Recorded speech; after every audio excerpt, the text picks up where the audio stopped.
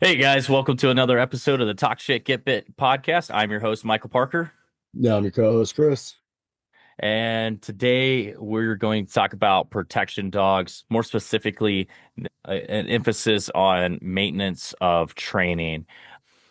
So, Chris, we've got experience with, well, I don't have experience with sport dogs, more protection and apprehension, but we're going to break down the difference between those three because there's a very different expectations. Actually, it's ironic that we're having this conversation because I just responded to a post on LinkedIn about this very topic a couple days ago. Another dog trainer on there had posted about insights between the differences between a sport dog and like a working like police canine or apprehension canine. So I'm kind of excited to talk about this topic. So let's start with the three types we got sport dogs, we got protection dogs, and we got apprehension. So what does each one of those mean? Let's start with sport dogs. So sport dog, I mean, you've got your PSA, your IGP. Those are essentially going to be dogs that have that one very specific task. And just because, it's kind of like saying, hey, I've got a service dog that's a protection dog. It's not impossible. You just have to make sure that that dog has it. We've mentioned that before on the dogs that we select for both your company and mine. We're really picky about the dogs that we will do work with on protection, work, and bite. So we don't necessarily do very many sport dogs right now. We're getting ready to start branching a division over towards that. But I am familiar with in interacting with sport dogs as far as the apprehension and training for police side. So a lot of departments there for a long time and a lot of vendors for departments and agencies were getting sport dogs and converting them over to apprehension dogs and protection dogs. And there's a lot of little differences, when you're talking about us and dogs, owners and dogs, handlers and dogs, it's a relationship. And in a relationship, it's usually not that one big thing. It's a compilation of small things and problems that add up over time that create a big issue.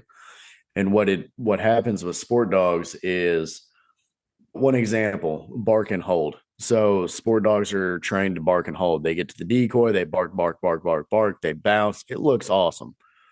And then when the decoy moves, the dog engages.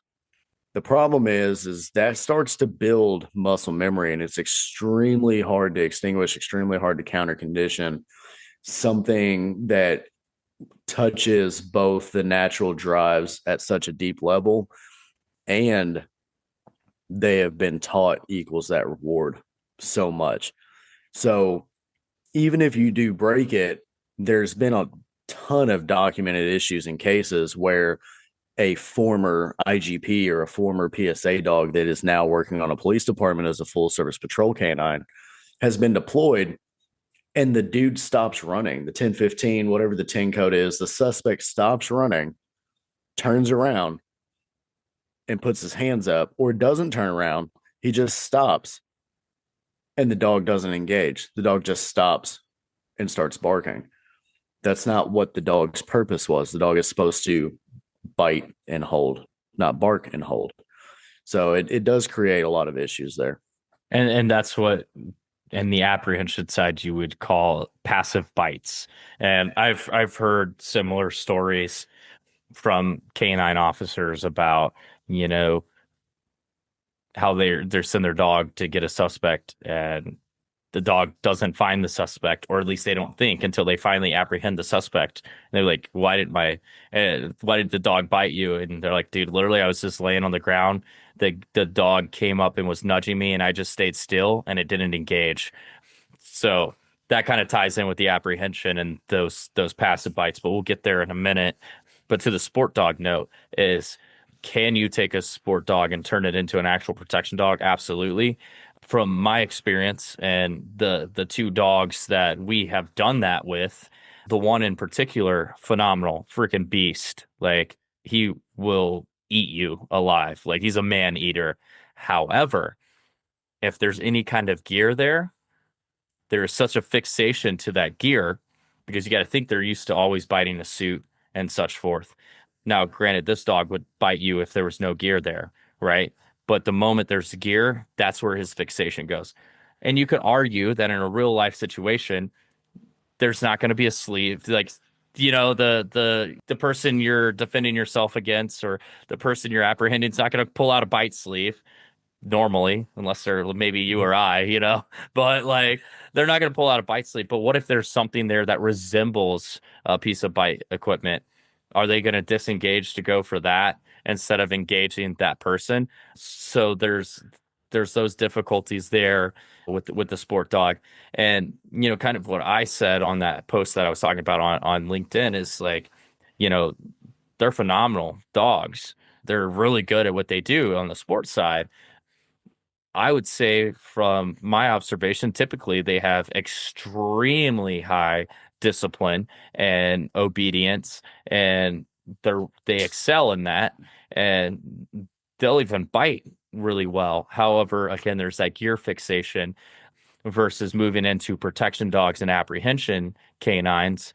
There's a different emphasis. So protection dogs, that's going to be like your own personal dog. These are more trained for deployment in certain situations, right? Like, say a woman gets a protection dog trained so she can walk through some dangerous parts of town, or you're walking through the back alley and somebody comes out after you. That dog is trained to take out that threat, or home invasion, or defending your car.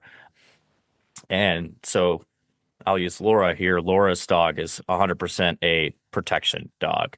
And with him, he's one of those that everybody's suspicious and everybody could get bit. She's got to be that safety that's like, no, but he 100% is ready to pop off. So with that, you have different calibers of protection dogs. You've got, protection dogs that are trained to just be there and only engage when certain situations happen, or like hers. I know nobody's walking in the house without getting bit. I know nobody's breaking into my vehicle if he's in there without getting bit.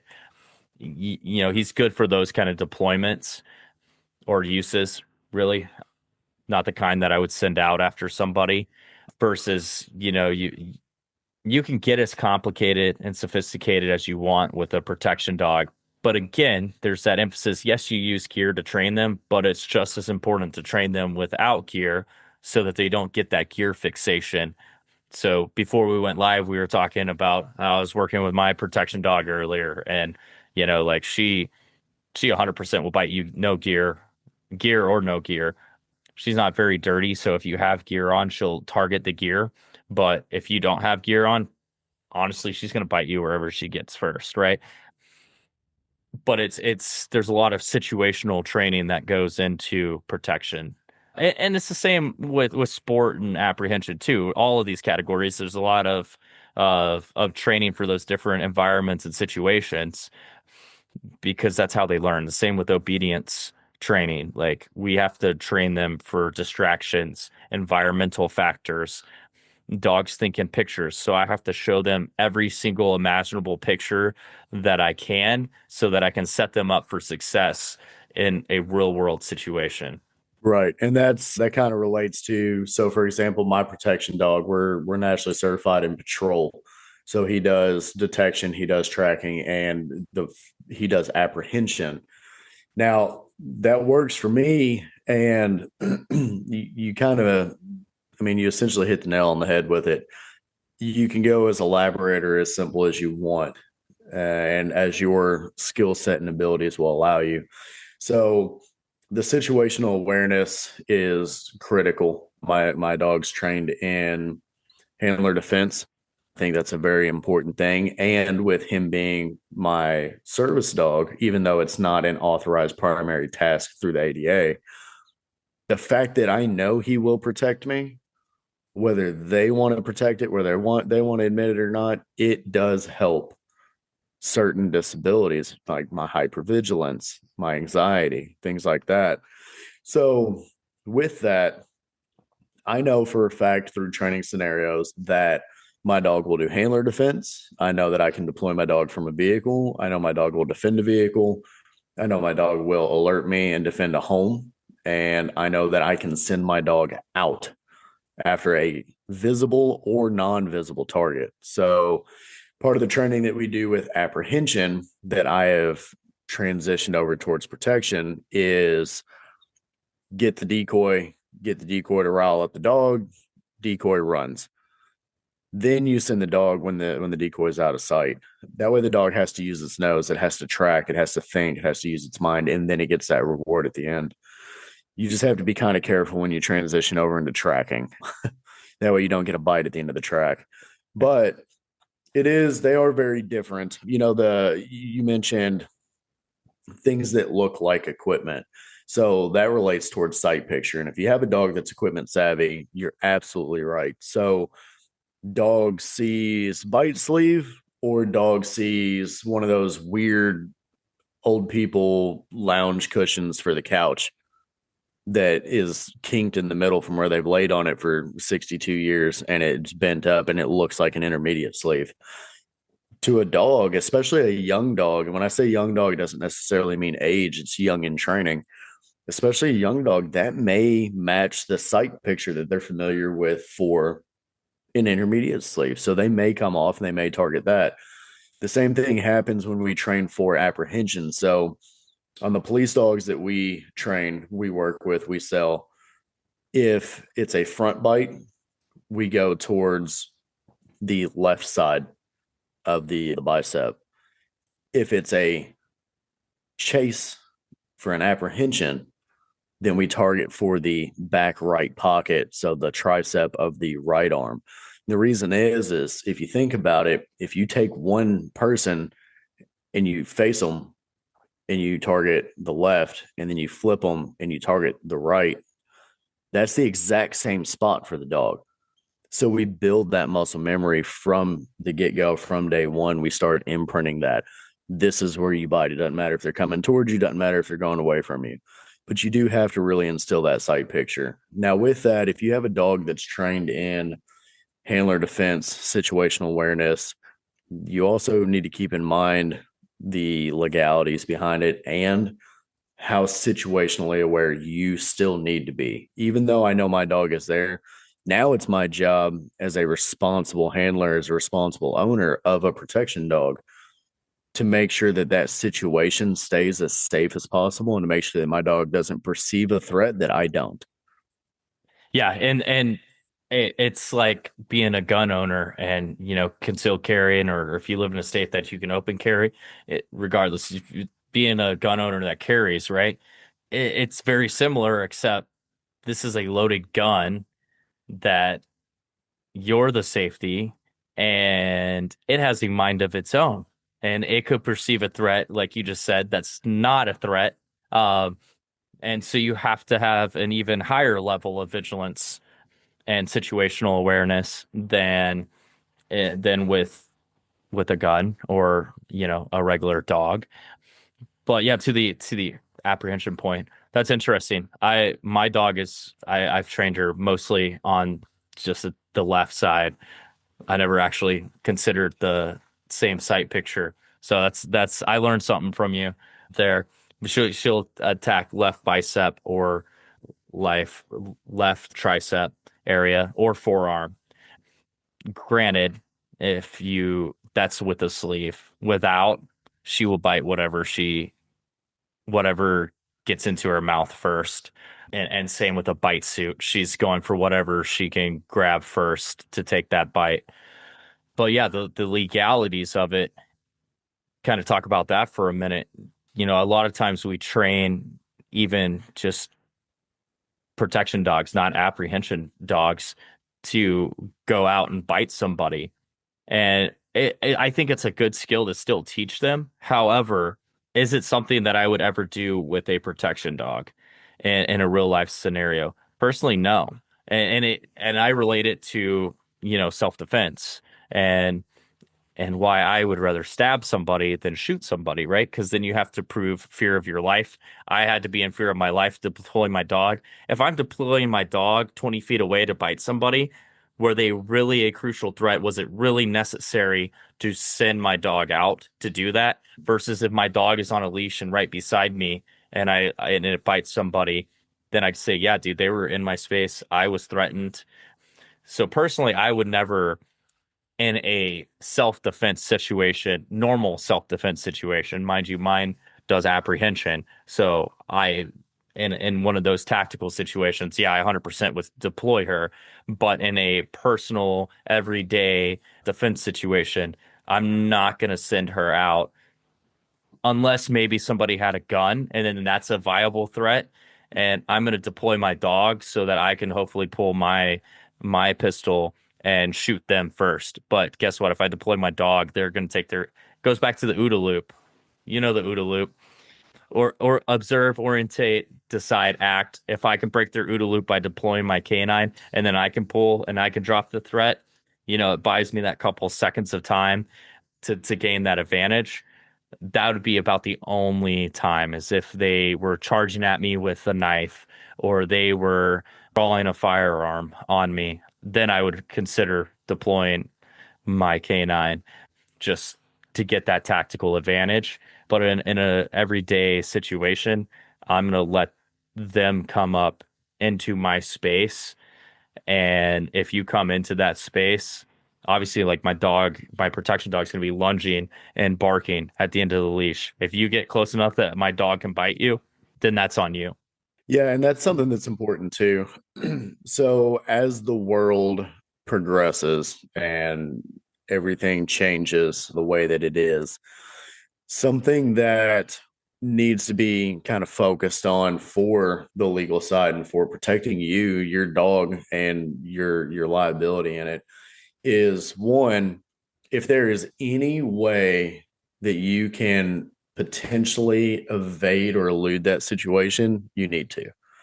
If you can walk backwards to get out, get out. If you can get in your vehicle and leave, get in your vehicle and leave.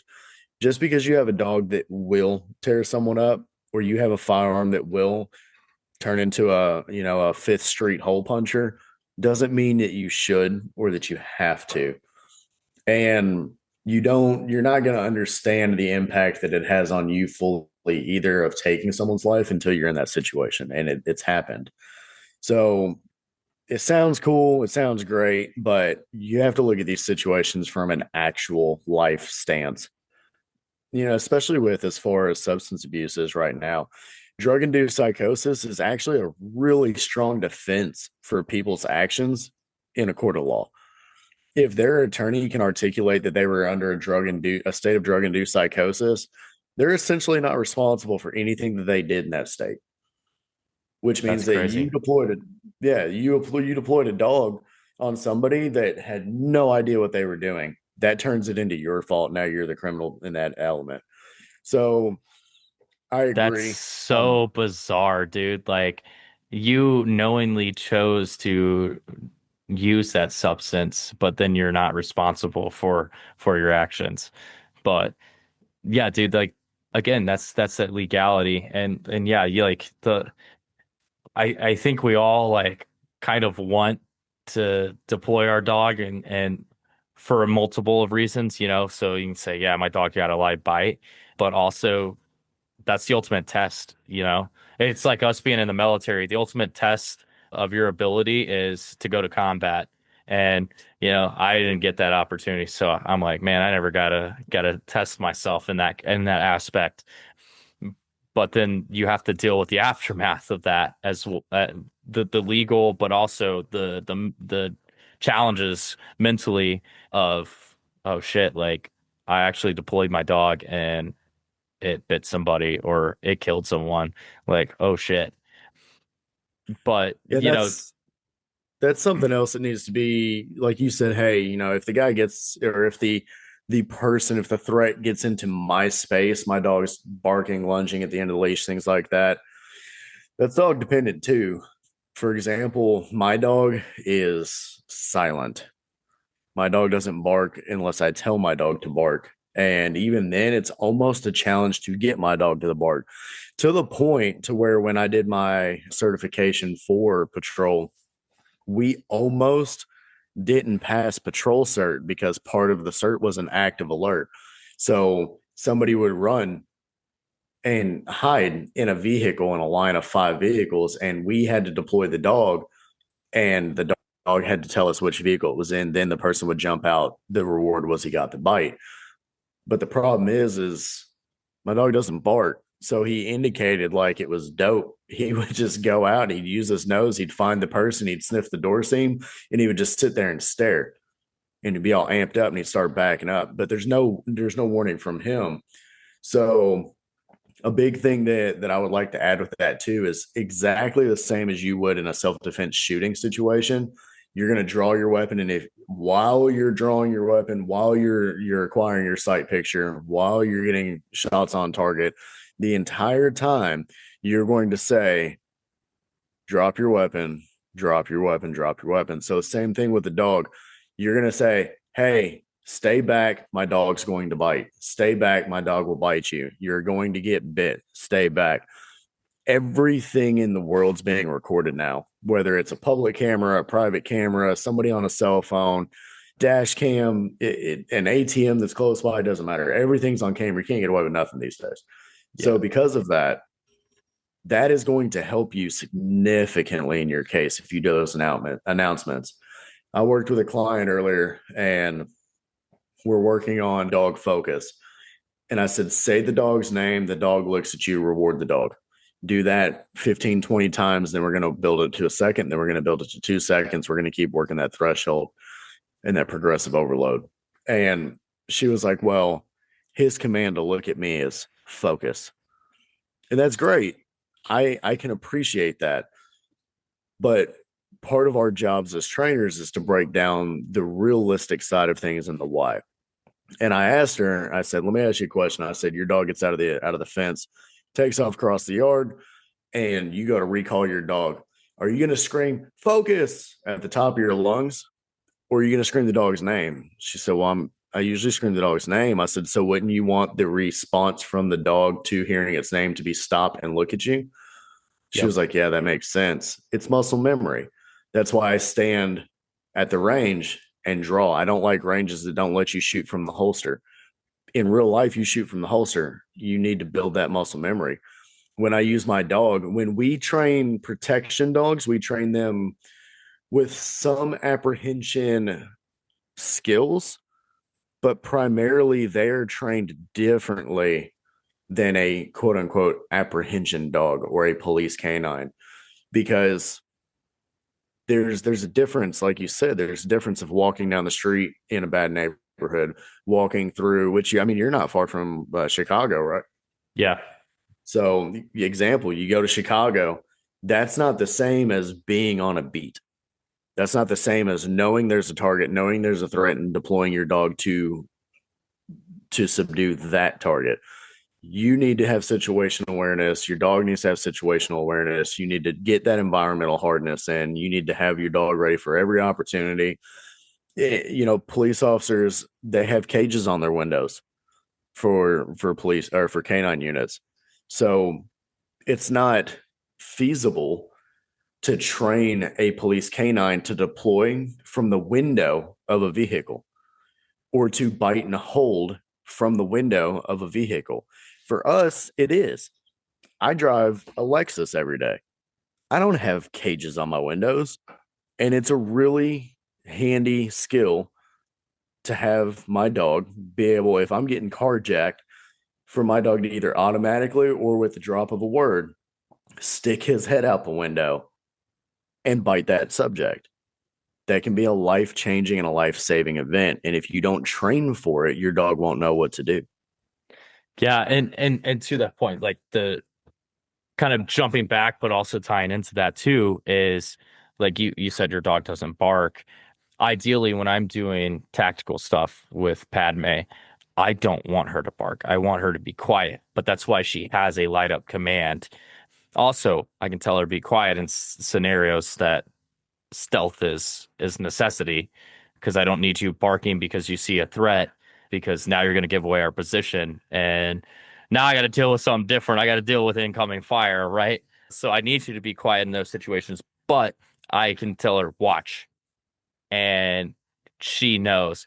Also, she knows that when I start yelling at something, like say we're coming to clear this building and we're lined up at the door, I'm going to announce that I'm about to send my canine in and give you an opportunity to come out. And if you don't come out, she doesn't care who you are. She doesn't care what you're doing. She doesn't care if you're in the bathroom taking a shit or you're sitting in front of the TV watching, playing a video game, or you're standing behind that door with a gun ready to blast our heads off when we come in. She's going to find you and she's going to bite you. And she has to for that. Again, that's the apprehension side. But to the same avail as if there is a threat, I'm going to tell you to get the fuck back. I'm not going to say it nicely. I'm going to get the fuck back, or my dog will fucking bite you. And I'm going to make that adamantly clear, like you said, over and over. And she's going to respond to that. I don't even have to tell her. I can start articulating that, and she's going to just come out to the end of that. Actually, it kind of depends. Sometimes she'll just stay by my side, but if she like is really amped, she'll go to the end of the leash and bark. But I do a lot of off leash training with her. I've had real life scenarios where she sat right beside me. The only word command she was given was heel, was her heel command. And as soon as I started yelling at that person, she just starts barking at my side. Like, and that's enough. And again, that's enough to get that threat to dissipate. And so that's kind of back to the training and stuff. It's like, yes, they need to be able to deploy and do their job if needed, but also if I can deter you by my dog sitting there barking, that's more ideal. Then we don't have to go through all that legal stuff, which we'll talk about next. We'll kind of use this to transition into that. But if she just sits there and barks and that's enough to deter the threat, then she did her job. She did 100% what I needed her to do. And one, I'll give a real life scenario of this, like where she nearly got a bite. It was like 1:30 in the morning, and I'm laying in bed, and our other protection dog starts barking crazily. And I was like, what the heck is he barking at? And then outside, I can hear raised voices. So I peek out the window, and there's two dudes parked in the middle of the street right in front of my house yelling at each other. So I got up, go downstairs, grabbed her from the kennel. And again, like I said, all I told her was heel. And she heeled to the door. I popped the door open, watched through the screen door, and the whole time she's just kind of growling, which she doesn't usually growl, but she knew something was up. And so she's sitting there growling. And the moment these two started fighting in my front yard, right outside my front door, I stepped out onto the porch, didn't say a word to her, and I said, "Get the fuck out of here," blah blah. And whatever I said, I started yelling at them. The moment I opened my mouth and started yelling, she opened her mouth and started barking. And I'm gonna tell you, those two people were gone so fast. I don't know where the hell they went. They like vanished in midair. Like, but again, that's the purpose. And there's been a couple other times where I've just had to light her up just to get some crazy crackhead or something, to go away. And 9 times out of 10, that's enough to de-escalate that threat. And ideally that's what we want, You train for the worst, the same with a firearm, but you really don't. That again is still a last resort. So Yeah, absolutely. tying that into the legalities, you know, I mean, we've kind of already hit on, what that looks like legally to deploy, but I wanted to dive into that some more. There were some things you said before we went live that I'd love for you to hit on of what it looks like if you do deploy your protection dog or apprehension dog on somebody and get that live bite.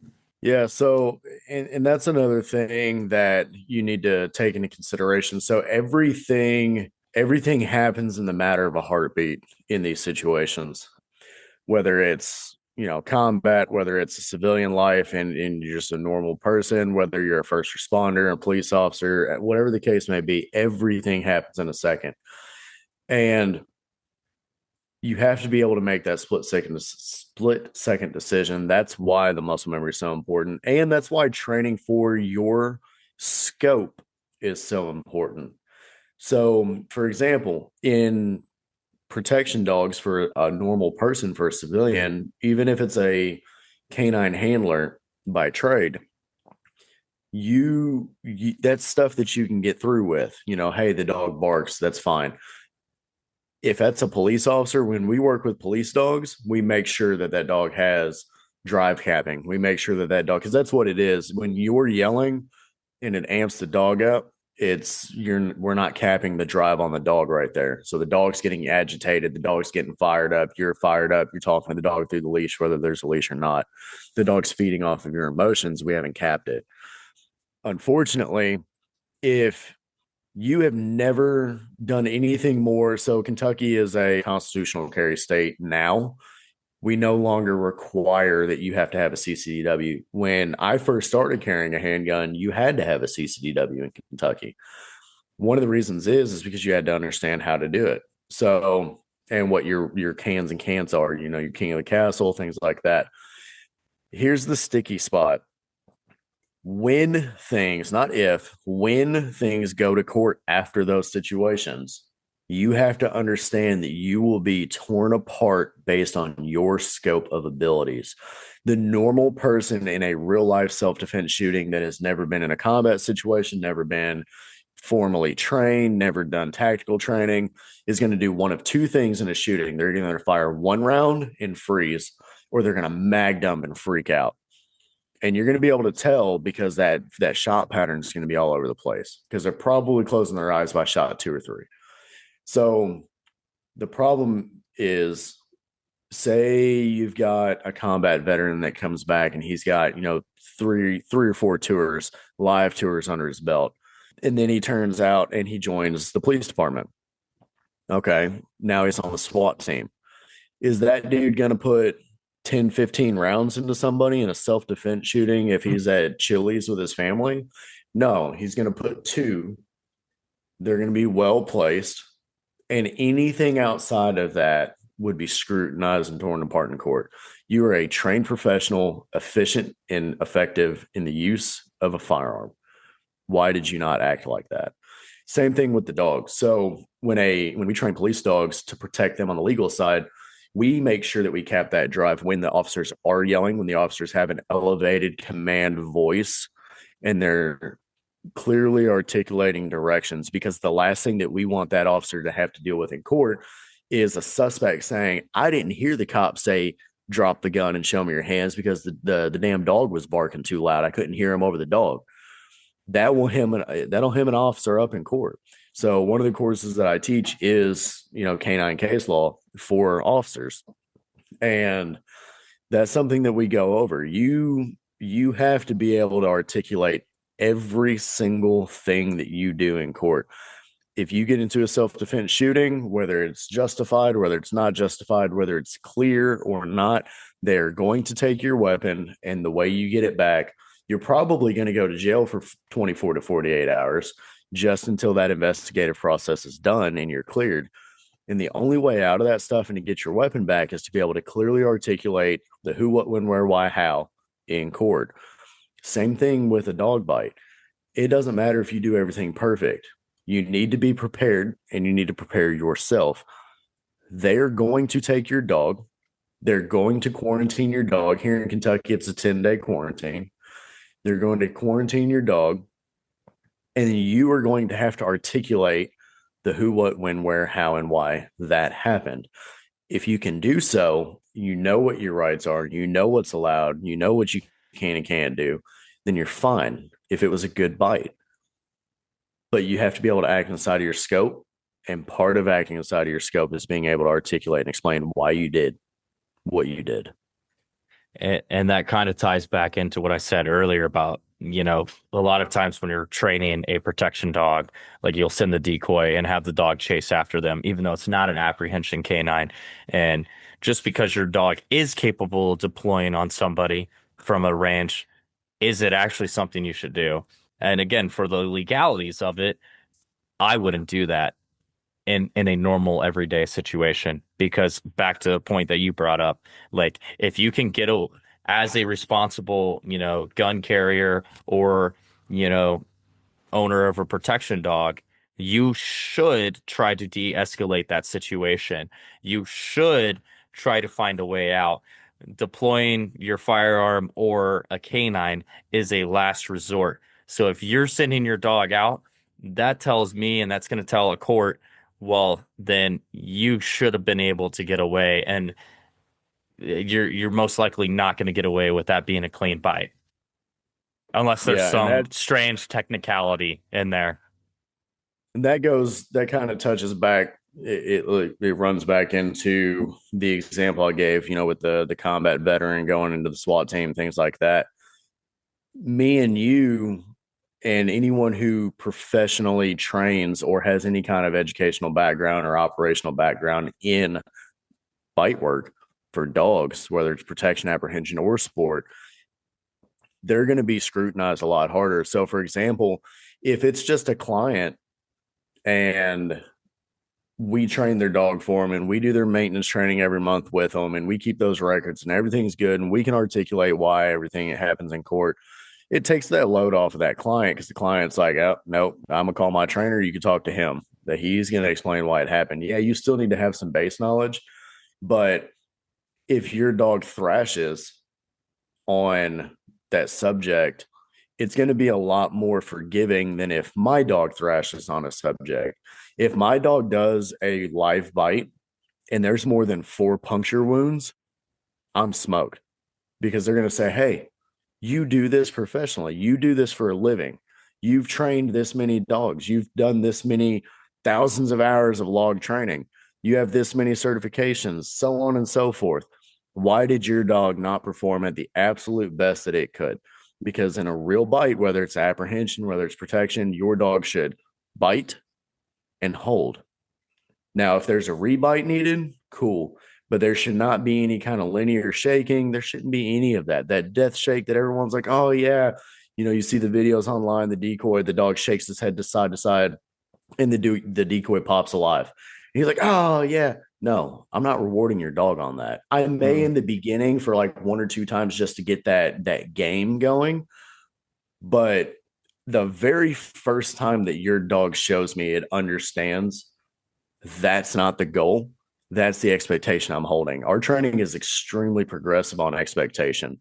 As soon as you show me, that's it. That's your new level. That's your new expectation. Because we don't want people to have to do that. Part of working with us is if something happens, we can be subpoenaed to court. And it's the same with you. If you train a Yep. client, whether we offer that.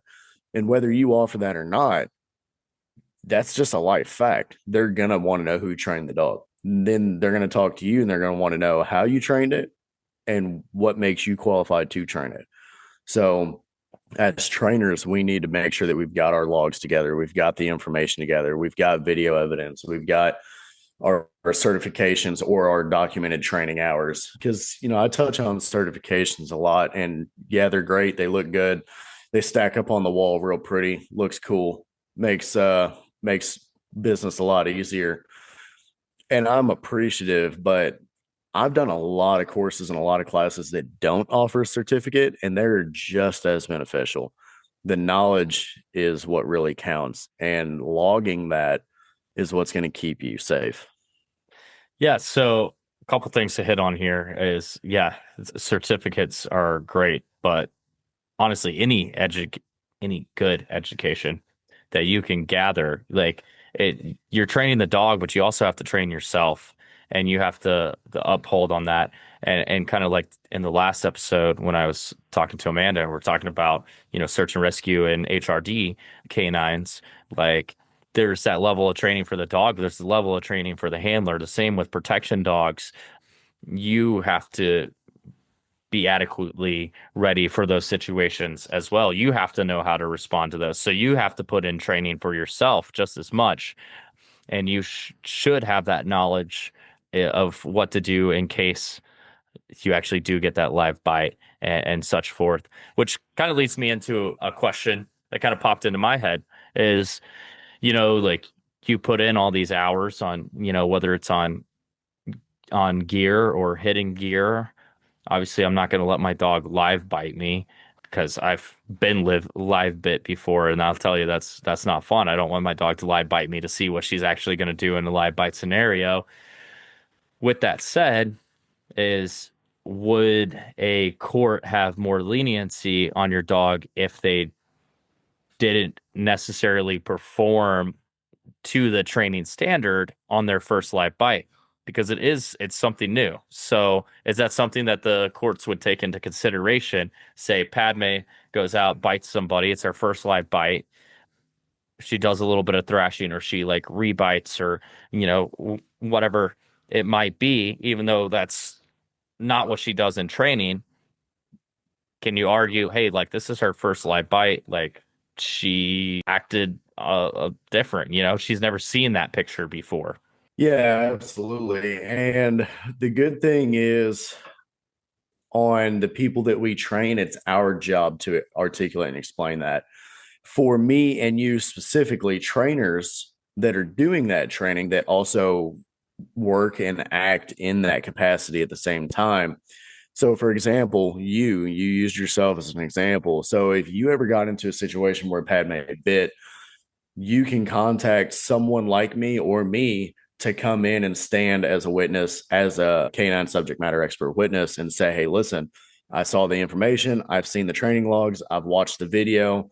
This is my assessment of what happened, why the dog did what it did. There's a massive difference in the very first live bite, usually. More often than not, a dog's first live bite, they'll pop off. You can have a dog that's got the world's best grip. They hold on, they're good. They tear that suit up. They'll burn a hole in that suit, same spot, just a tack driver. The problem is that suit's made of French linen or denim or canvas.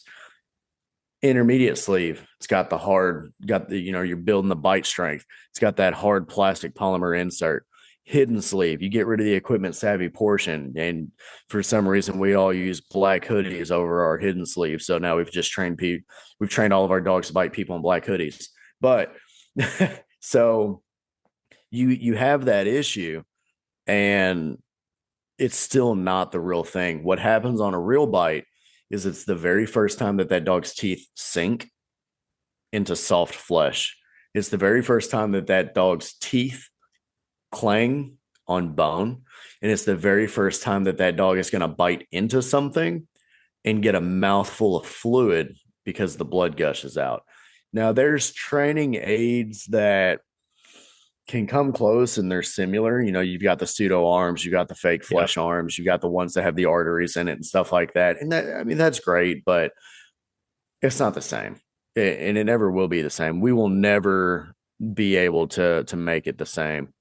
And it's So just it's similar to draw, if you like we spend a lot of time on the range, you're shooting all the time, and you've never actually had to draw in a real life scenario. Like you could be as prepared as possible. I can simulate all the way up to actually shooting somebody, but that first time that you actually have to make that conscious decision, there could be hesitation. You could freeze. You could have to pop off 7 shots because you missed 5 of them, or you didn't hit where you were aiming to hit with 5 of them. So there, just like in a shooting, like, well, you have all this training. Yeah, but I've never actually shot at somebody for real.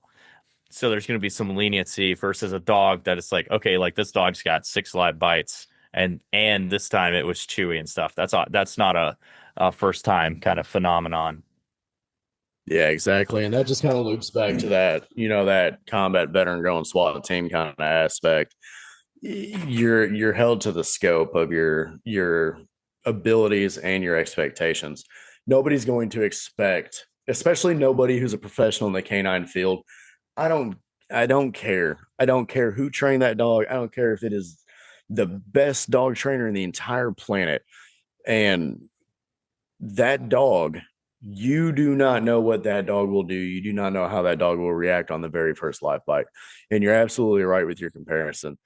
You can shoot 2 billion rounds. You could shoot from the time that you're 6 all the way to the time that you're 60 before you shoot your first person. and you don't know what it's going to do to you. You don't know what it's going to be like because you've never done it. You've done things that were close. Maybe you hunt. You know what it's like to take a life. Do you know what it's like to take a human life? Do you know what's going to go through your head 10 seconds after you realize that you took somebody's father or somebody's husband? No, you don't know. And it's the exact same thing that the dog goes through.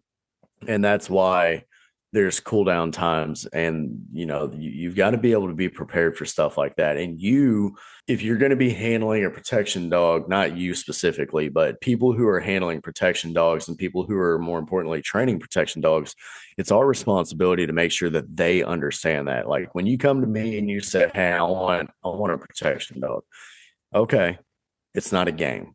We can't just start. You get bored, you don't commit, you run out of money, you can't do these things. No, you can't, because you create a liability, and you're really opening up a world that you don't want to get mixed into. Yeah, and man, you brought up a couple good points there. Yeah, like I highly vet, like I don't train as many protection dogs as I get requests for protection dogs. And that's because I highly vet, people that are interested in a protection dog. One, what is your motives? Because that plays a role. Is it something that you think is going to be cool? Because then maybe you're not going to be committed, like you said, to that. Two, I'm going to assess the dog if you have a dog. If it is fearful or underconfident, I'm not going to work with it because the last thing I want to do is take a fearful, underconfident dog and teach it how to effectively bite somebody. Now that's a liability. I'm also going to look at, I'm going to look into that person's background. Like if I'm not going to train a canine to bite somebody that's frequently involved in law enforcement, right? Like we got some neighbors over here that wanted us to train them a dog. I was like, you guys are on probation, and I've seen law enforcement over at your place 5 times in the last 2 weeks. Yeah, no, because I do not want to be the guy that trained a dog for you that bit a fucking police officer, right? So you got to have that morality there. But also to your point, like, hey, like, can you even handle this dog? It's not like handling another dog. Like, that's a lot of power. Like I said, it's basically a loaded gun with teeth and a brain of its own. You have to be in control of the situation at all times. If you're not capable of that, if you're not going to pay attention to your dog with the level of focus that you need to, no, that would be irresponsible of me as a trainer to train that dog. But also to your point, are you going to commit to the training, and do you understand the repercussions of actually deploying a protection dog? Do you know what that actually looks like? Are you capable of making those snap second judgments and making that right call? Are you going to send that dog out when you shouldn't? Are you going to try to get away? All those legal things that we talked about, because a lot of people are like, "Oh, I think I want a protection dog." And then when you break down all the aspects of it, they're like, "Maybe I don't." And I'm like, "Yeah, you don't." If you're like 60, 70 years old and you're like, "I want a protection dog." I'm like, "There's no way you can handle a fully trained protection dog." Like there ain't no way. That would be irresponsible of me. Now you got a dog that's gonna try to bite anybody. Like no. But I wanted to touch back on the training logs. You mentioned that as being important for court. So how important is it to keep training logs? So training logs are, when it comes to the legal side of things, being able to articulate as a business owner, we have different motives behind. So for example, I do searches in recovery centers, entertainment venues, things like that. So the higher the ticket client, the more information they want. And I have had people say, hey, I want to see your training logs. And if you can't provide them, you may have just lost out. So that's the business side. As far as the legal side, there's two kind of avenues. We do both of them. So we maintain training logs in house, but we also, if it's a protection dog or a scent detection dog for firearms, explosives, or narcotics, we require the client to keep their own training logs as well, and we review them on maintenance. There's multiple reasons for that. One of them is legality. Two, or the another one is like troubleshooting. Another one is progress. We're all busy. I mean, I work 26-hour days, it feels like. And doing those training logs when I have a second to breathe, or if I'm working multiple dogs and I'm having an issue with one, I'm like, man, what is going on? Like, where did this come out of? This problem jumped out of nowhere. You can look back at your training logs for troubleshooting. I'm like, oh, okay, shit. It actually started there, and I was just so busy, so distracted, so wrapped up, I missed it. Same thing with a personal dog. You've got the person that's buying that protection dog or working with that protection dog has got a 9 to 5 too. They've got a family too. They've got Christmas dinners to go to. And a lot of times their life doesn't revolve around dogs. They got that as an asset. So by giving them more tasks, if it's the wrong person and that person probably doesn't need a protection dog, it's because they display that lack of commitment in that moment. And they're like, man, I'm not keeping no training logs. Cool. Well, I can give you a couple phone numbers for some dudes that will teach your dog to bite people, but I'm not going to train a protection dog for you. If you are not going to display, if you're already out of the gate, not going to do the things that I ask you to. So when it comes to court, you're allowed one, your training logs will be subpoenaed. They can either come from your trainer or they can come from you, depending on what that method is as far as tracking. When they get subpoenaed, it's important that you provide specifically the logs that are requested.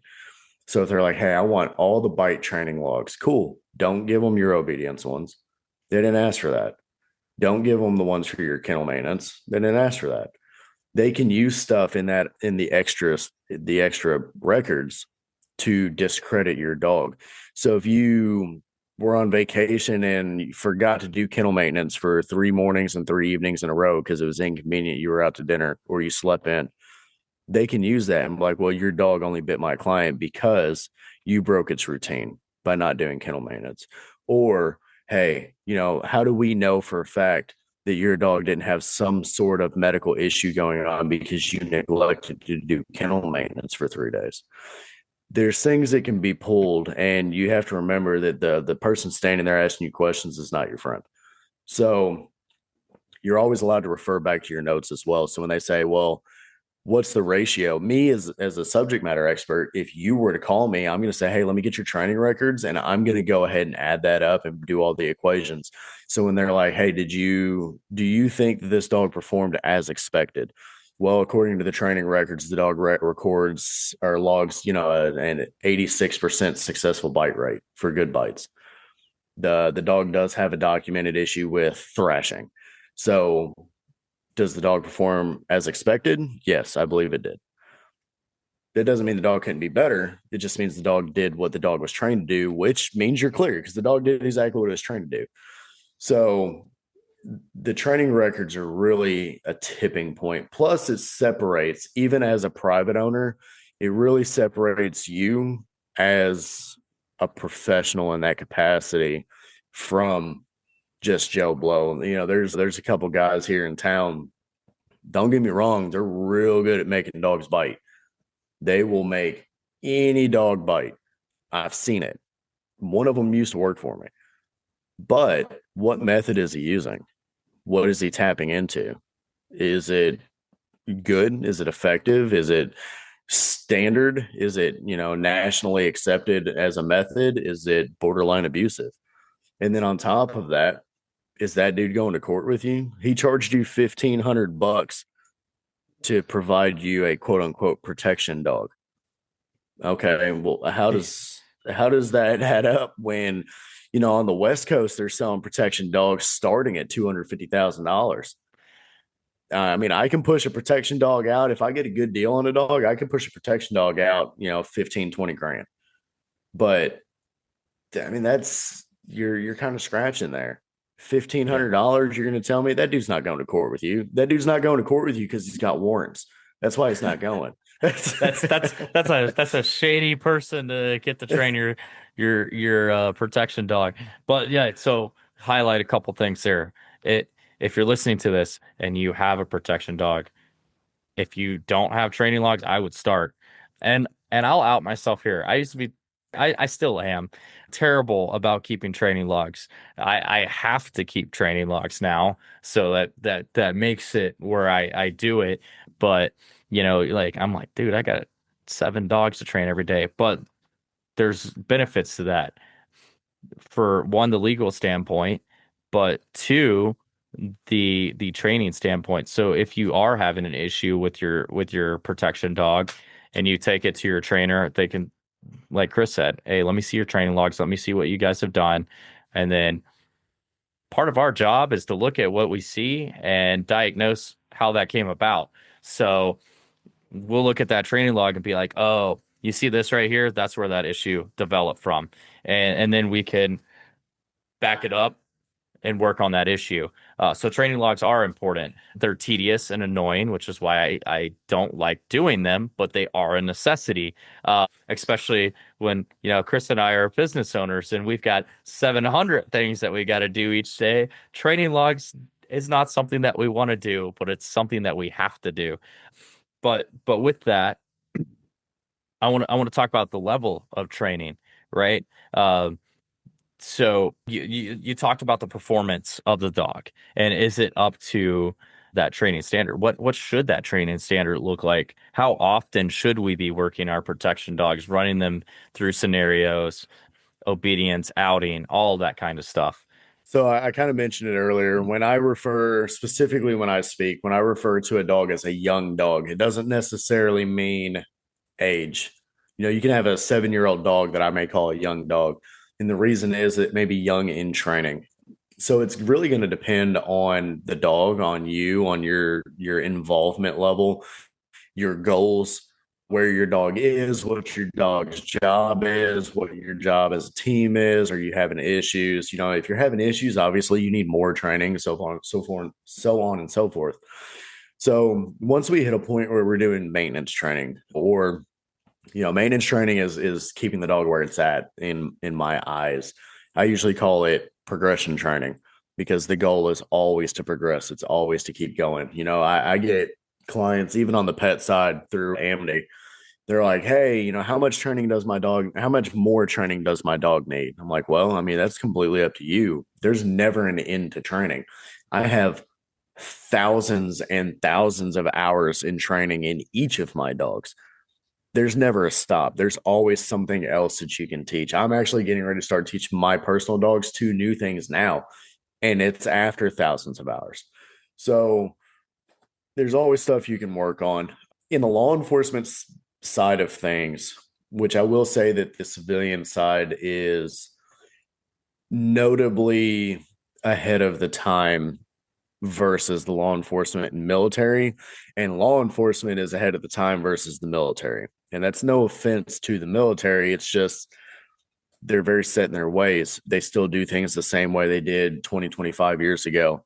And dogs progress, theories progress, methods change. We have better options now. You don't have to, legal disclosure, I'm not accusing the military working dog program of doing anything like this, but you don't have to you don't have to withhold food to get a dog's respect, stuff like that. So when you start looking at things like that, and it's even gotten to the point to where the military is contracting with civilian entities to help them improve their programs. Law enforcement agencies also, there's a bunch of law enforcement agencies that I know that their master trainers are civilian canine handlers. So when we go into and look at stuff like that, there's no set regulatory standard technically. The basic accepted field standard that's set by USPCA, NAPWADA, all those big titling and certifying agencies is 16 hours a month. The minimum requirement for law enforcement handlers is traditionally 16 hours a month. Now, and I know that when it comes to a dog that meets or exceeds expectations, that is nowhere near enough. You No. cannot get the desired results that I desire in 16 hours a month. You just can't do it. Well, So, I mean, just think about it, like with the police canine, like And that's just the minimum standard. There's departments out there that require way more than that, but the minimum is 16 hours. But if you break that down, a police canine, their apprehension, their tracking, their scent detection, you've got all these different facets. So if you break that down, you're talking only a couple hours of training per each area that they need to work on a month, and obedience too. I know a lot of departments that's part of it as well as maintaining the obedience. So you take just those four facets, that's 4 hours of training in each of those a month. I do that in a day with my dogs. Like, how do you, granted, law enforcement gets a lot of live training with those dogs. So there's that caveat, but as far as your personal dog, dude, I'd be working with them every day. Even if it's only 10, 15 minutes, 30 minutes like session just to keep them fresh. But like, this is how I look at it is I'll be driving and I'll see, or I'll think of a scenario, or I'll see something and it'll make me think of a new scenario. I'll be like, my dog's never seen that scenario. Let's try it. Let's run the dog through that scenario. Or I'm like, oh, this is an environment that I haven't worked my dog in. Let me work my dog in this environment. Like, if you watch our social medias, you always see me doing tactical training with my canines in all kinds of different environments. It's all the same stuff that we do on a regular basis, but that change of scenery, the change in weather, all of that can impact how the dog performs. So it's extremely cold outside. I don't usually operate in cold, but guess what? We're going to practice because if I need to, now my dog's seen it. Oh, hey, this is desert. I'm not usually in the desert, but hey, let's train my dog just in case one day I'm in the desert and I need my dog to perform here. I'm going to train the dog for whatever situation. Again, creating those scenarios and pictures so that if you do come across it, because that's the thing is you never know when you're actually going to need to deploy your canine or what that situation's actually going to look like. So if I can train them for every imaginable situation possible, they might be prepared for the real thing. Yeah, and just to kind of re-emphasize the even though that's not the norm, let's make sure the dog operates in it. The best example I can use for that is a tracking dog. So a tracking dog is it moves, it acts, and the method and process that it utilizes its nose and actually tracks is completely different in a wooded forest area with foliage versus sand and versus snow. So you could have just a world class rock star dog that could track people for miles on day old trails in the woods that is going to flop as soon as it hits the sand because the dog doesn't know that it has to bury its nose in the sand. It hasn't never been in a position to where it has to figure out how to utilize its olfactory system and not inhale sand at the same time. So you're right. Every situation does need to be touched, and that's specifically what the purpose of training is to mimic those situations to get as close as possible. So when it comes to the training hours, everybody that's listening that says, man, it sounds good in theory, but I just ain't got the time. I will tell you right now, I do the same thing. I do 5, 10, 15, 20-minute little windows. If I'm walking to the car and I've got, 8 minutes to spare, I'm going to do an 8-minute little set with my dog, whether it's obedience, whether it's scent detection. I keep an odor kit with me. It's very small, whether it's throwing on the intermediate sleeve that I keep in the trunk of my car and getting a couple bites in real quick. It doesn't matter what's going to go on. I'm going to do something for that little 8 minutes. That adds up quick. So I just did the math. And if I were to estimate what I do as far as training, now remember the accepted field standard, 16 hours a month. I'm sitting right around 112 hours a month just from doing little free moment stuff. So if you say you don't have the time for it, go ahead and jump on your TikTok profile or your Facebook or your Instagram.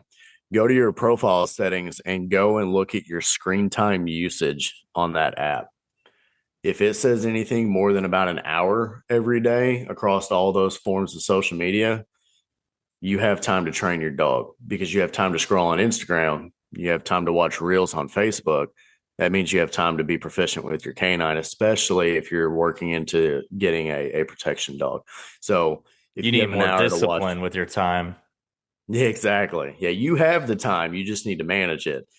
So it's, you have to look at it from a realistic standpoint because it's a reality at that moment. What's going to keep you safe in court? Being able to say, hey, listen, I saw this hilarious screaming goat video on YouTube for like an hour a week. Or being able to say, hey, I spend an hour of time every day training my dog. So I know my dog acted the way it should. I know my dog performed the way it should have. Yeah, and I just did quick math, and if you do 30 minutes a day with your dog over 30 days, you're looking at about 15 hours of training. So again, you can hit that minimum just doing 30 minutes a day. And I mean, I do more than that. It's usually like 15, 20 minutes, but I just did 3 10-minute sessions a day because you're letting your dog out at least 3 times a day. Why not use every opportunity? And this is what I tell our clients, and this is, what I always recommend to people. Like if you got to pull your dog out, take your dog out to go to the bathroom at least 3 times a day, ideally four, do a 10 15 minute training session with them. And if you're doing 10-minute session with them 3 times a day, that's 30 minutes a day. That's 15 hours a month. If you up that to 15 or 20 minutes, if we up that to 20 minutes, then we're looking at 30 hours of training a month on your dog. And that's enough to maintain and upkeep. And you know what? I'll throw myself under the bus because I don't act like I'm perfect. I fuck shit up. I let my dog go like 2.5 months without hardly any training, hardly any upkeep training.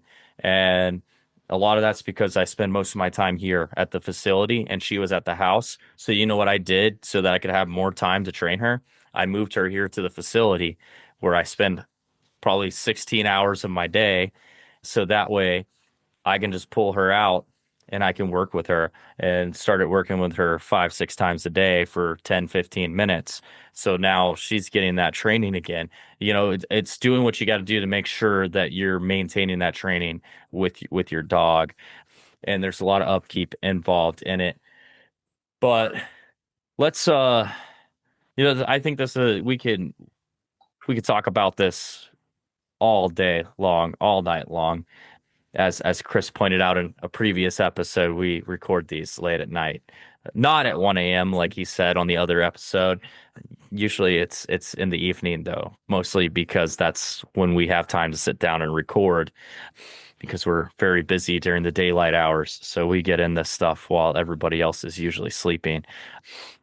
But I think this is something we can dive into more in the future, and there's so many more facets of this that we can address and talk about. And I we could spend a whole hour talking about each different type of bite dog, and maybe that's something that we consider doing in the future. But let's roll into the second portion of our show where we look at a news article about canines and dissect what we see there. And this one is actually from today, March 12th, 2026, and it comes out of Vermont, Essex, Vermont. The headline is 70-year-old killed by dog that had previously bitten a delivery driver, officials say. So I'm not going to read the whole article here. I can throw it in the show notes for you guys. So if you want to check it out when you're watching this, but the gist of it is this 76-year-old man was attacked by a pit bull outside of his home. It says that the family was home. It says that the police chief, said that it's common for dog bites, but usually not this severe.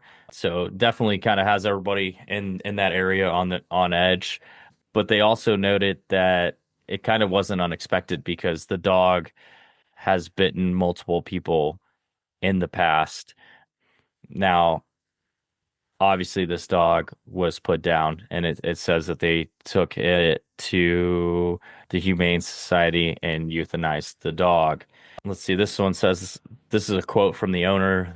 The dog is not potentially vicious and dangerous. Oh That no, was the, that was from an that was the officer. that was the quote from says Emily Lewis, a certified dog behavioral consultant specializing in aggressive behavior, was called to the scene to help with police. She evidently this dog has a bite history, and she was involved in one of the bites previous to this one, where she classified it as a level 5 bite, which is the most severe. And her quote was, "This dog was not, quote, potentially vicious and dangerous. This dog was absolutely dangerous."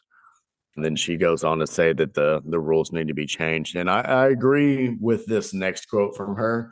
She said, I think that I think there is a systematic failing here. And I can agree with that. I mean, Oh yeah.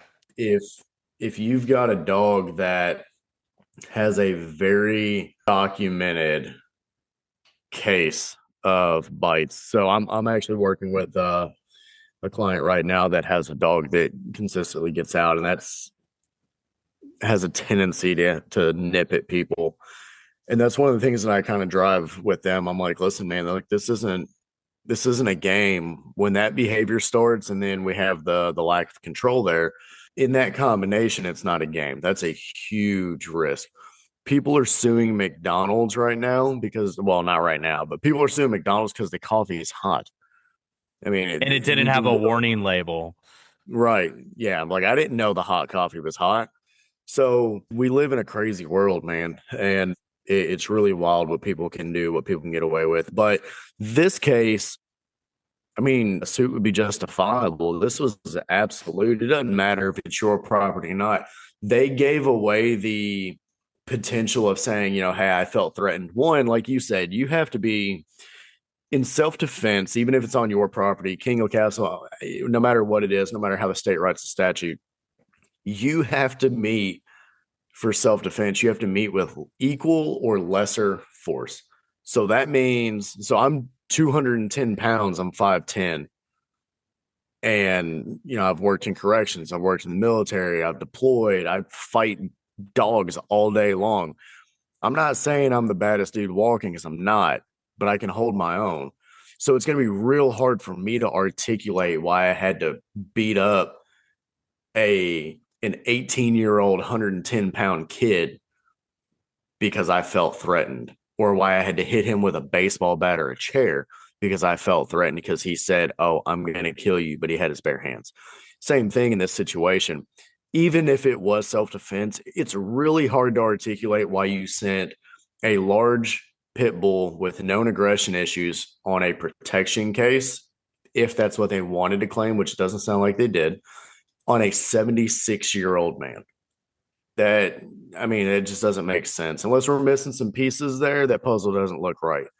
So they go on in that news article to say the owner was there, the family was there, and they were unable to stop the attack. That's a red flag. Even if it was a protection dog, like you have to be able to out your dog. I think that just goes on to show that this dog probably had very minimal training, if any at all. And I agree with Lewis there. And I guess that's what I get for skimming or skim reading the article out loud to everybody. To let the army guy from Kentucky read. That's embarrassing.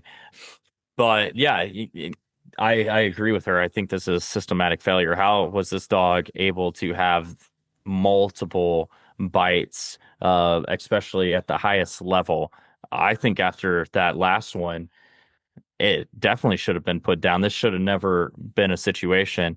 And unfortunately, I won't give much details, but I know of someone here locally who has a service dog that it's not people aggressive, but it's dog aggressive. And it's been labeled as such by the city and the county. And this person still takes their dog out. That's irresponsible. And the same with this situation. Like your dog already has that label and you weren't supervising it, right? Like that's back to the dog you were just talking about and those situations. Well, most of the time that's the owner's fault. The owner didn't do the things with the dog. The owner left the dog unsupervised or created that opportunity for that to happen. I think it shows why training is important. Behavioral issues, that's all stuff that can be fixed. Granted, it's going to cost you money to go see a trainer and get that training done, but that's going to save having to get your dog put down, or worse, probably losing everything you own because your dog killed a man, like because you neglected to get training and correct those behaviors. I think they absolutely deserve to be taken to court and have everything they own taken from them. That's just complete negligence and disregard for other people's life. That kind of stuff really irritates. I have zero tolerance for that kind of stuff. Like I Yeah, get that's it. I mean, You don't want to pay a trainer because it costs a lot of money, especially to fix stuff like that. It's going to cost you a lot of money, and you're going to have because you're going to have to find a good trainer that's capable of fixing that stuff, and it's going to cost you. But is it worth having? Is that cost worth, keeping your dog around? Is that cost worth, other people not getting injured, not getting lawsuits? In the end, I'm willing to bet it costs them more than it would have to get that dog trained. yeah, and that's something that I point out when I interact with clients that have bite risk dogs or active bite dogs. Yes, the price is kind of abrasive, but would you rather lose your house? And at that choice, you need to make at that point, you need to make a choice. Do I want to invest? Because at that point, it is purely an actual investment. It's an investment in safety. This dog killed a man who's been on this earth for over 7 decades. He was 76, right? Yeah. So over almost 8 decades, he's been here. So the community lost someone. The family lost somebody. That was somebody's grandfather. That was somebody's father that died pointlessly and needlessly for cause because they didn't go seek a trainer. And it is a systematic failure because the local agencies should have taken some steps.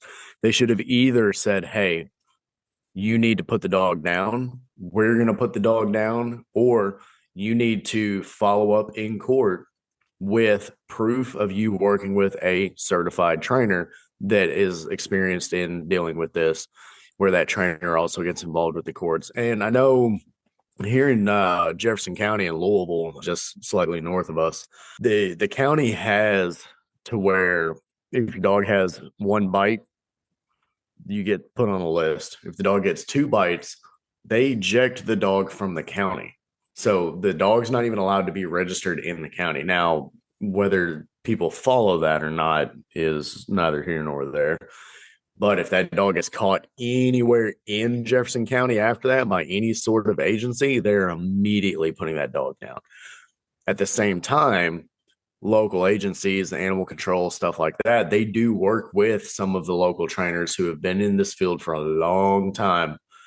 And they work with them to rehabilitate the dog to be able to pass tests like the AKCC, CGC, things like that, to be able to reintegrate that dog back into the community. And that's fine. But like you said, that takes a lot of time, takes a lot of money. And you need to value and figure out where that lays with you before you make that choice. To that note, it takes a lot of time and a lot of money to get the trainers to train it. However, in situations that I've seen with dogs similar is we put in all the work, get the dog to doing better, and then the owners don't go home and do the things, and then they're calling us a month later, "Oh, Fluffy bit such and such." Well, did you do this? No. Well, did you do that? No. Did you do any of the things that we told you to do? No. So it's your fault that you Yeah. let the dog do that. And they don't like it when you redirect and say, "So you allowed the dog to do that." And you go, well, no, You allowed the dog to do that because you neglected to do the things.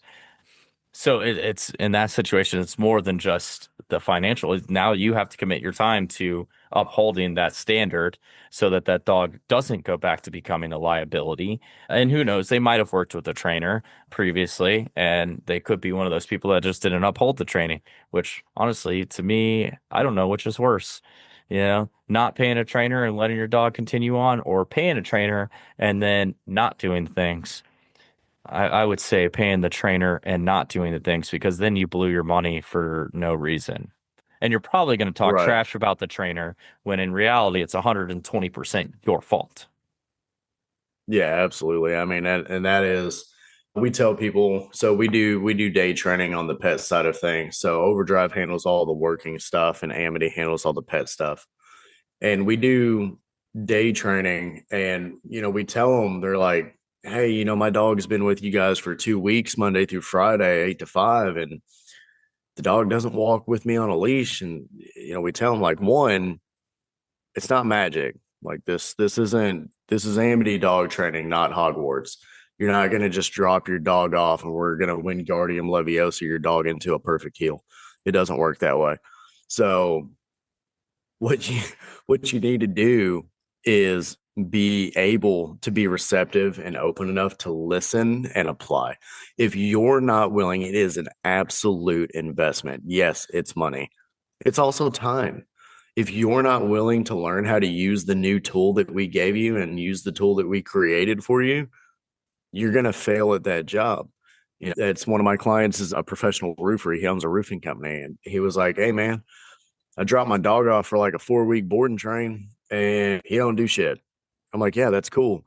Did you set up your go home session? Because we always do our go home session like 3 to 4 days after the pickup. That way, all of that mechanical and that place association with us wears off. The things that are going to stick from muscle memory stay, and the baseline problems that are going to stick around represent themselves. So when we do our go home, we can breeze through the things that the dog remembers and that's stuck with the dog, like heel and sit and stuff like that. But if your dog's having a really hard time downing with you, but didn't with us, we know we need to really focus on that down with you so you can understand how to apply this. So I asked him, I said, "Hey, you're a roofer. I don't know anything about roofing. I imagine you all have some special tools and stuff, right?" And he said, "Yeah." I said, "So would it be reasonable for me to just walk onto a job site and be like, hey, give me, 120 to $160 an hour, and I'm gonna bang this job out?" He said, "No, you're not gonna know how to do it." I said, "Exactly.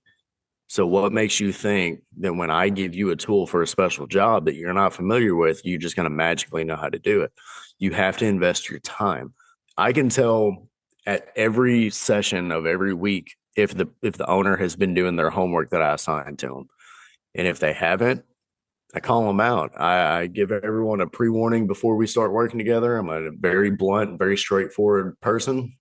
If I'm too abrasive for you, please let me know. I'll recommend you to a different trainer. But it's because Same. it's a real thing. It's a liability.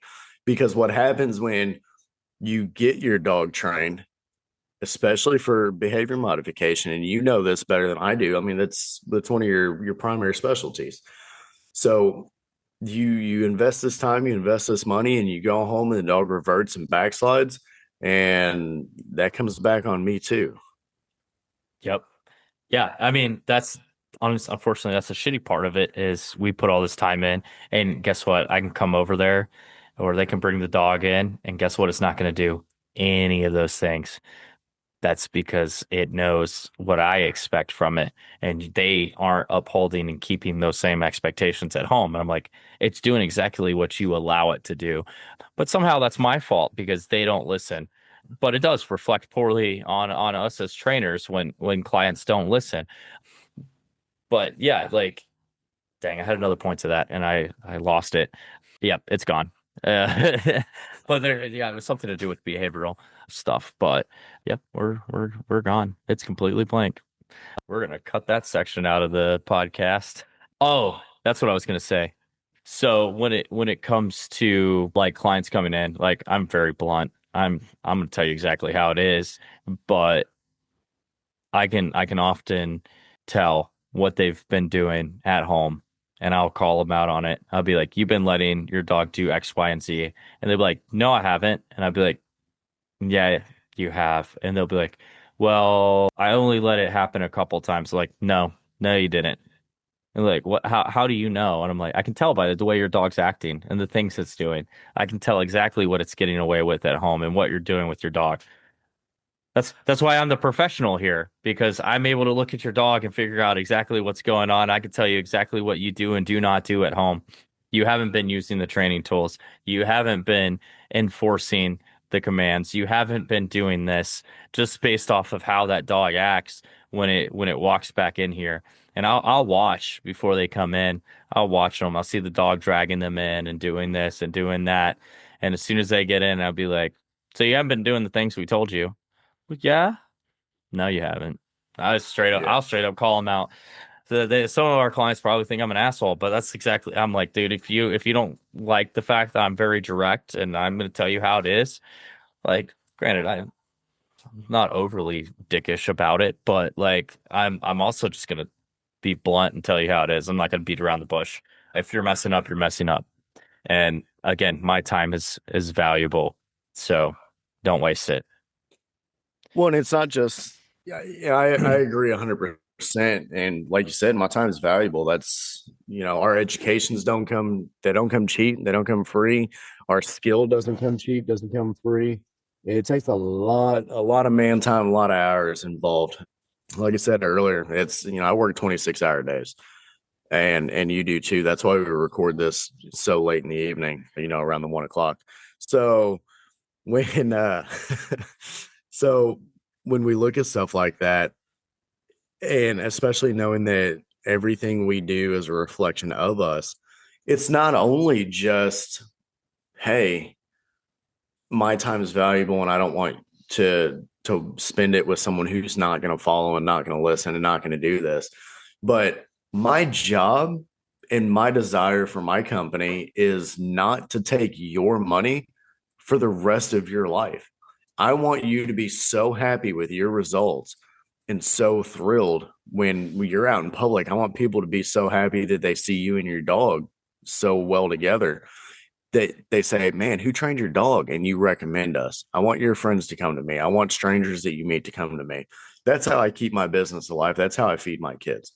So if you're not going to do this stuff, you're throwing your money away. And I listen, I've had a job when I was 15 years old. I had two jobs and went to school. I have worked and been in the workforce every single day from 15 years old, and I'm 35 now. So running through that, I mean, it's not a joke. Money it's tough. $100 these days is, the same as a $5 bill 10, 15 years ago. So I don't want you to just sit here and throw money away and waste your money. You work hard for that. You have a desire. You need to help me work together with you to be able to meet that goal too. My goal is to bring families closer together on the pet side of things. And if you're not going to be involved in that, I'm not going to come in and fix your family. That's a relationship issue that you got to fix on your own. But We if train you want dogs, not some, people.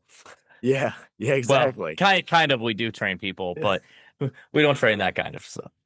Well, and that's the thing. That's kind of one of our things, here in Kentucky is we tell people all the time, we're like, listen, we don't just train your dog, we train you to train your dog. We show you what we do. We show you every single little mechanic. That's why. That's why we're the price point we are. That's why we have the success rate that we do. Yeah, and I'm right there with you. Like I'll straight up. There's a reason we do more board and trains than we do sessions, and that's because if you're not going to put in the hours of time each week to progress your dog, could I absolutely take $100 from you every week indefinitely? 100%. Am I going to do that? No, because if you're not going to put in the work on your own, I don't want to do the same thing with your dog on repeat every single week. I want to progress your dog. I want to see, like you said, I want to see you succeed. I want you to be able to take your dog out. I want you to be happy with how your dog is. That's why I recommend most people, and I'll tell them, I'll be like, look, like this is cheaper to do this route, but this is the commitment that you're signing up for with that versus if you do the board and train, the boot camp, this is what it looks like. There's still commitment on your end, but we're handling all the training. And then you just have to upkeep it on the back end. And we're going to teach you how to do that. And whether they choose to upkeep that or not, that's on them at the end. But I know that when that dog goes home, it is well above what they expected. And that's the goal. And I'm with you. Like I don't do things to keep people coming. You know, some trainers out there, their model is to keep you coming back, almost like a subscription system. And I'm like, no, dude, like once I train your dog, I shouldn't have to see you again. You shouldn't have to come back here. And that's the way I approach it is like I want when your dog is done with training, it can go home and maybe like there's sessions that come on the back end, but ideally you shouldn't have to use any of those because we did such a good job teaching your dog and you and setting you guys up for success going forward. Now there are times where I know the dog struggles with certain things in home. So I'm gonna be like, yeah, we're scheduling a session right afterwards, in home to work on those things. But again, it's getting that dog trained, getting you trained and creating that lasting impact going forward. To your point, like you take your dog out places and you're super happy with it, and now you're going to go tell all your friends. Well, we're going to cut out this long awkward pause from the. I figured you had something to say, but on that note, we're going to wrap this show up. And once again, thank you guys for tuning in. We really appreciate your guys' support. Hopefully, you guys take something away from this. And same with every episode we put out there. This is for you guys, and hopefully you gain some knowledge from these conversations. And we're not just sitting here rambling. But guys, thank you for tuning in to another episode of the Talk Shit Get Bit podcast. We'll see you guys next week.